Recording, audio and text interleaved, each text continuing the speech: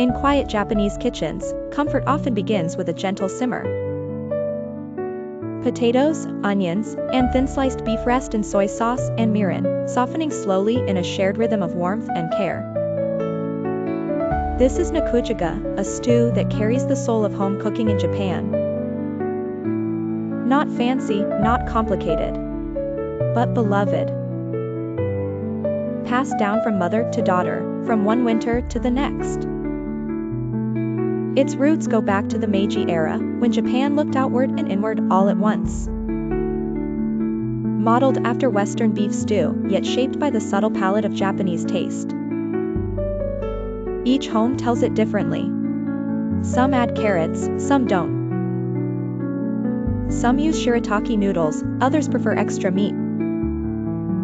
But the aroma, that unmistakable blend of soy and sweetness, is always the same. The kind that drifts through open doors at dusk. The kind that makes you pause and breathe a little slower. Nikujaga is more than food. It's warmth you can hold in a bowl. Tender potatoes that almost melt. Sweetness that wraps around the savor of beef. There's no single right way to make it. Only the right feeling when you do. In a country that celebrates restraint, this dish is soft, forgiving, and full of quiet love.